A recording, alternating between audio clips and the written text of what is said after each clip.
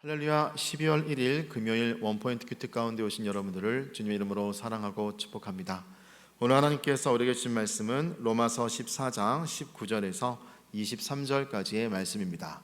로마서 14장 19절에서 23절까지의 말씀 다 같이 한 목소리로 읽도록 하겠습니다. 그러므로 우리가 화평의 일과 서로 덕을 세우는 일을 힘쓰나니 음식으로 말미암아 하나님의 사업을 무너지게 하지 말라. 만물이 다 깨끗하되 거리낌으로 먹는 사람에게는 악한 것이라. 고기도 먹지 아니하고 포도주도 마시지 아니하고 무엇이든지 내 형제로 거리끼게 하는 일을 아니함이 아름다우니라. 내게 있는 믿음을 하나님 앞에서 스스로 가지고 있으라. 자기가 옳다 하는 자는 바로 자기를 정죄하지 아니하는 자는 복이 있도다. 의심하고 먹는 자는 정죄되었나니 이는 믿음을 따라하지 아니하였기 때문이라. 믿음을 따라 하지 아니하는 것은 다 죄니라. 아멘. 이 시간 하나님과 형제를 위하여 세우는 덕이라는 제목으로 담임 목사님께서 큐티 인도해 주시겠습니다. 할렐루야. 자, 오늘도 드디어 12월 달에 왔습니다. 여러분, 놀라운 것은 12월이 이제 주님의 출생하신 성탄절이 있는 달이죠. 기쁨으로 우리 12월을 맞이하면서 성탄의 기쁨을 온 누리에 여러분이 전하는 주의 백성 되시면 좋겠습니다. 오늘 로마서 14장 19절 23절 창세기하다 로마서하다가 로마서하다 창세기하다, 제가 말씀드렸죠. 성경은 약속과 성취의 책이기 때문에 어지러워하지 마시고 오히려 유익으로 삼으면 축복이 됩니다. 특별히 로마서 14장 이 19절 말씀에는 우리의 그 덕의 문제, 자, 이게 아디아포라란 말을 제가 신학적 용어를 한번 쓴 적이 있어요. 이것은 똑같은 것은 본질 문제인데 동기에 따라서 다르다는 겁니다. 예를 들면 여러분, 음식 문제, 참 이것이 초대교회도 큰 문제가 됐죠. 왜 그런가 하면 오늘 이 초대교회의 많은 문제 가운데서 여러 상황 가운데서 이 초대교회는 날과 절기의 문제, 이게 이제 구약에서 이어져 나온 거 아니겠습니까? 거기다가 이제 레위기서에 나오는 부정한 음식과 정한 음식의 문제, 그리고 대표적인 것이 이제 제일 먼저 할례의 문제, 이런 것들이 구약의 절대성을 갖다가 신약에 오니까 상대화되는 거예요.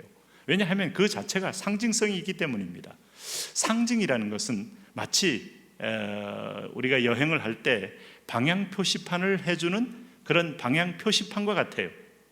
그러니까 우리가 서울에서 부산을 가는데 수원쯤 갔더니 부산 300km 이렇게 써 있어요. 그럼 부산이라는 글자만 보고 여기가 부산이다 이러면 그건 여러분 어리석은 사람이죠. 또 그럴 사람이 없죠. 그 밑에 있는 방향 표시판을 봐야죠. 여기서부터 또 300km구나. 대전 갔더니 250km. 그러면 대전에서 갔으면 밑에서 대전이 또 부산은 아니잖아요. 삼낭진 갔어요. 삼낭진에서 부산이 한 100km 이렇게 써 있으면 더 가야 한다는 얘기입니다. 그렇기 때문에 구약의 모든 메시지는 신약의 실제를 향하여 흘러 들어오는 방향 표시판과 같다. 아니, 율법 전체는 율법의 주인이신 예수님을 가리키는 방향 표시판과 같다. 이렇게 설명할 수 있어요. 자, 어쨌든 오늘 여기 19절 말씀 보면 그러므로 우리가 화평의 일과 서로 덕을 세우는 일을 힘쓰나니. 자, 여러분, 베드로 사도가 믿음의 집을 어떻게 설명했어요? 믿음의 덕의 지식의 형제 우애를, 형제 우애의 사랑을 공급하라. 결국은 덕과 사랑은 같은 집안의 언어입니다. 그래서 결국 믿음이라는 것은, 믿음은 사랑으로 끝나는 거예요. 믿음, 소망, 사랑으로 열매를 맺는 거예요. 믿음이 사랑으로 열매 맺지 않으면 그건 다른 씨입니다.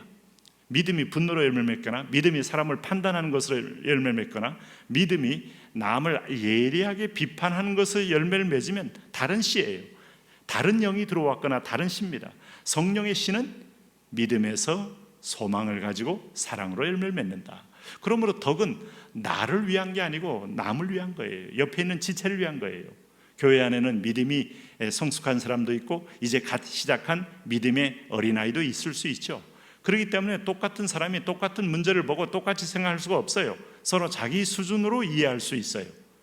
예를 들면 늘 그저 무당을 섬기던 그런 제사상을 차렸던 사람들은 오늘 이 교회에서 이렇게 무슨 음식 문제 가지고 그 제사 음식을 먹는 다음에 옛날에 제사했던 기억이 되살아나고 무당들의 구판의 그 그림이 머리에 어른거리면 절대로 먹으면 안 돼요. 유익되지 않으니까. 여기 내가 절대란 말을 쓴 것조차도 정말 그에게는 아직도 그것은 완전히 단절해야 믿음이 성장한다 이 말입니다. 그러나 그런 경험이 전혀 없는 사람은 이미 귀신한테 갖다 바친 음식일지라도 음식 자체는 귀신이 깃들여 있는 건 아니라 이 말이에요. 하나님이 창조한 모든 세계의 음식은 다 선하고 좋은 것입니다. 우리가 그런 것을 믿음으로 먹으면 관계없어요. 자, 어느 날 어떤 성도가 이런 질문을 올렸어요. 성찬하고 난 다음에 그 성찬 음식들은 어떻게 해야 됩니까? 물론 어느 교단에 따라서 그것을 땅을 파고 깨끗하게 묻어라. 이 교단도 참 깔끔한 교단입니다. 아주 하나님에게 우리가 성찬으로 만들었던 포도즙이나 심지어는 뭐 떡일지라도 이걸 자꾸 남아 돌아다니면 결로 덕이 되지 않고 좋지 않아 보일 수 있기 때문에 묻으라는 거 잘한 거예요. 교단법으로 정하는 그런 교단도 있어요. 그러나 엄밀하게 말하면 그건 믿음에 따라 다른 겁니다. 음식 자체가 버려야 할 쓰레기는 결코 아니고 성별에서 숨겨야 할 꼭 그런 의미는 있지만, 그러나 믿음이 약한 사람이 성찬식 때 먹던 거나 성찬 이후에 먹던 거나 해서 오히려 성찬의 거룩성이 훼손된다면 절대로 먹으면 안 돼요. 그러나 믿음에 자유한 사람들이 이거 귀한 하나님의 선물인 줄 알고 나머지 포도즙을 먹으면 그것도 크게 우리 정죄할 이유는 없는 것이다. 덕이라는 게 그래서 모든 영역에서 우리가 유연성 있게 적용이 돼야 될 부분입니다. 그러므로 20절에 이런 말 하는 거예요. 음식으로 말미암아 하나님의 사업을 무너지게 하지 말라. 참 재미있죠. 여기 성경의 번역을 어느 분이 이렇게 했는지 모르지만 하나님의 사업 이건 제가 안 믿는 사람에게 가끔 들었던 표현입니다. 하나님의 사업도 잘 되시기 바랍니다. 나도 내 사업 잘 되고 하는데, 제가 웃으면서 그런 얘기를 들은 적이 있는데, 로마서 14장 20절에 그 표현이 있네요. 네, 하나님의 사업. 예전에 이런 표현이 없었어요. 근데 우리 개역 개정하면서 하나님의 사업을 무너지게 하지 말라. 이런 이 비본질이다 이 말입니다. 문화적이고 상대화될 수 있는 것을 너무 절대성을 가지고 오히려 이것으로 걸림돌이 되지 않게 하라 하는 거예요. 여러분, 어떤 교회는 대부분의 남편들이 흡연하기 때문에 교회에 오는데 아주 장애가 있다고 교회 한 구석에 흡연실을 마련해 줬다고 해요. 그러면 전통적으로 아주 보수적인 교인 속에서는 아니 교회가 어떻게 담배 냄새를 풍길 수 있느냐 하고 굉장히 아주 분노하고 격분해하는 분도 있습니다만은 목적이 뭐냐 이겁니다. 그 교회가 기도가 불이 타고 있고 성령이 충만하면 그분 분명히 와서 담배 맛이 떨어질 것이고 한두 번은 왔지만은 이제 금방 성령 공동체에 속할 거예요. 그러나 그걸 차려놨는데 교회가 기도가 약하면 교회 안에서 저 사람은 피우는데 난 안 돼? 하고 안 피우는 사람도 피우게 될 거예요. 그러면 그건 대실패입니다. 이것을 가리켜 우리가 영적 분별을 가지고 하는 거지 형태만 가지고 판단하는 문제가 아니다 이 말입니다. 그래서 하나님의 사업을 무너지게 하지 말라, 이 말은 음식 자체가 큰 걸림돌이 되지 않고 성경은 뭐라고 말해요? 만물이 다 깨끗하되 거리낌으로 먹는 사람에게는 악한 것이니라. 의심하고 먹어보면 결국 그에게는 독이 된다 이거죠. 21절에 고기도 먹지 아니하고 포도주도 마시지 아니하고 무엇이든지 내 형제로 거리끼게 하는 일을 아니함이 아름다우니라. 이 말은 덕을 세우라 이겁니다. 자, 여러분 경험 속에서 각자가 다 거리끼는 대목이 있어요. 네? 그러니까 절에 갔는데도 거리끼는 분이 있어요. 그러나 거리끼지 않는 분이 있어요. 저는 절에 대한 기억이 없기 때문에 그냥 공기 맑고 좋은 숲 속에 집이 하나 좋은 게 있구나 하는 정도지만, 그러나 그 영적 세계는 제가 압니다. 그래서 갈 때는 무장도 하고 때로는 대적도 합니다. 그러나 거리끼는 건 아니에요. 물론 대적은 하지만, 그러나 거기서 오랫동안에 마치 동자성으로 자랐던 사람이 거기 들어가서 여전히 부처가 보이고 부처가 말하는 새로운 또 이 귀신의 세계가 열리면 그분은 그것은 거기에 접근할 이유가 없는 거죠. 그래서 영적 세계, 네? 제가 예전에도 이 절에 다니다가 교회 온 사람이 있는데 그분은 여전히 절 마인드로 항상 표현하는 걸 봤어요. 담임 목사를 주지 목사라 그러고 이 부목사를 새끼 목사라 그러고 교회 본당 들어가는 걸 대웅전 들어간다고 말하고 본당, 그렇게 오랫동안 자기가 썼던 용어 자체가 정리가 안 돼 있는 걸 보니까 그분은 분명히 성속의 구분이 필요하지 않겠어요? 그분은 거리낄 수가 있어요. 그런 분들을 자꾸 데리고 다니면 안 되죠. 우리가 좋다고. 나는 아무 문제가 안 돼도 상대방 문제가 되는 겁니다. 그러므로 22절에 내게 있는 믿음을 하나님 앞에서 스스로 가지고 있으라. 자기가 옳다 하는 바로 자기를 정죄하지 않은 자는 복이 있도다.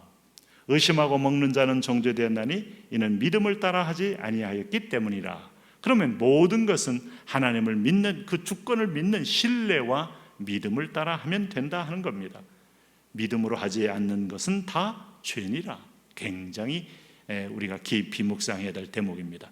성령의 동기, 믿음의 동기, 하나님의 계시를 받은 그에 의하여 움직이는 동기, 말씀의 명령을 따라 움직이는 동기 외에는 모든 게 다 정당하지 않다 하는 거예요. 윤리적으로 정당해도 말씀의 동기가 아니면 하나님 앞에서는 그것이 의롭다함을 얻지 못한다는 말입니다. 그러므로 많은 의롭게 보이는 사람들이 아주 죄인일 수가 있고요, 많은 사람들 앞에 죄인처럼 보이는 분이 의로울 수 있는 이유가 믿음을 따라 하는 동기냐 아니냐 하는 차이점 때문이에요. 예수님께 접근할 때 부정한 여인이 피를 흘리면서 다가오는 것은 절대로 용납이 안 되지만 믿음으로 왔잖아요. 누가 내 뒤에 내 옷에 손을 대었느냐 하면서 오히려 주님은 찾아보시고 그 여인에게 구원을 베푸시는 것은 그 여인은 구약을 뛰어넘는 믿음을 가지고 예수님께 절박함으로 다가왔기 때문이죠. 오늘도 성령이 여러분의 역사하셔서 믿음으로 모든 영역에서 자유한 그런 능력의 삶이 되시기를 축복합니다.